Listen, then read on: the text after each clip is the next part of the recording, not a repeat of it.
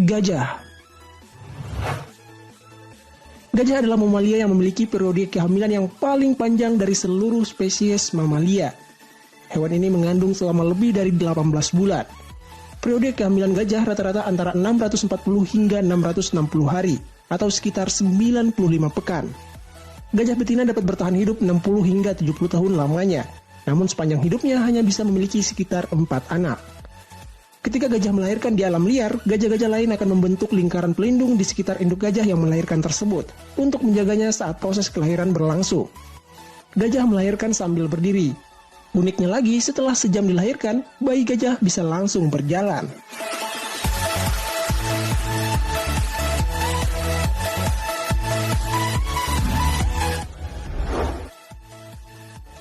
Kanguru. Hewan asal Australia ini memiliki reproduksi berbeda dari hewan lainnya. Embrio kanguru melewati beberapa tahap perkembangan di luar rahim, yang biasanya terjadi di dalam rahim. Kanguru melahirkan anak dalam bentuk neonatus, di mana ukuran bayinya hanya 1 cm. Mata, kaki, dan organ lainnya belum terbentuk. Ya, itulah perbedaan kanguru dengan hewan lainnya, di mana kanguru melahirkan bayi yang belum sempurna. Neonatus keluar dari rahim kemudian masuk ke dalam kantong induknya, dan menempelkan diri ke salah satu puting susu induknya dan mulai menyusu. Bayi kanguru akan tetap berada di kantong induknya sampai 199 hari. Setelah itu barulah bayi kanguru belajar untuk keluar. Namun bayi kanguru baru meninggalkan kantong sepenuhnya setelah berumur 235 hari. Uniknya lagi, setelah 33 hari melahirkan bayi pertama, induk kanguru akan kembali melahirkan anak kedua, dan 33 hari berikutnya kembali melahirkan anak ketiga. Sehingga ada total 3 anak kanguru yang ada di kantong induknya. Namun setiap mereka memiliki perkembangan yang berbeda-beda.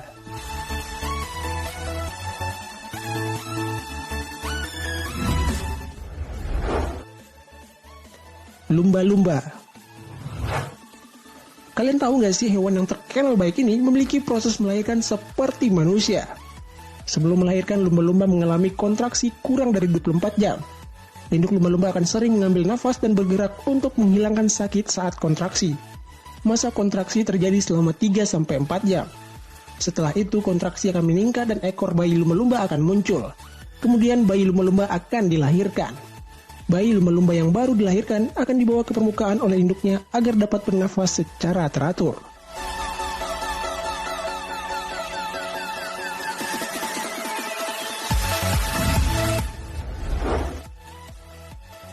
Kuda Nil.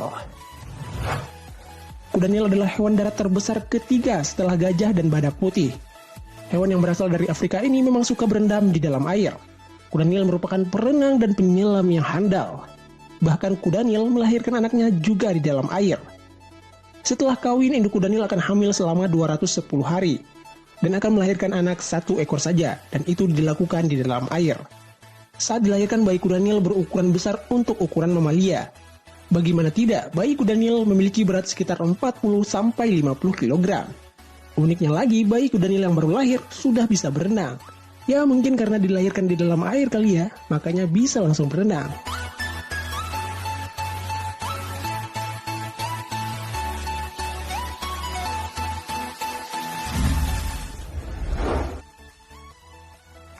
Kuda laut.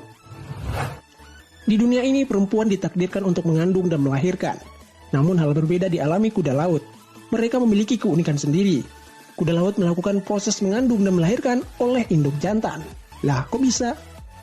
Kuda laut jantan memang mengandung dan melahirkan bayi-bayinya. Namun pada dasarnya telur-telurnya tetap dihasilkan oleh kuda laut betina.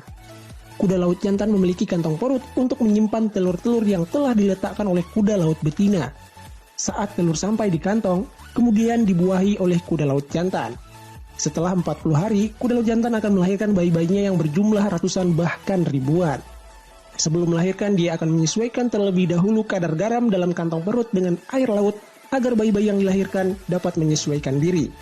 Nah, sekarang udah pada tahu kan kalau ada jantan juga yang melahirkan.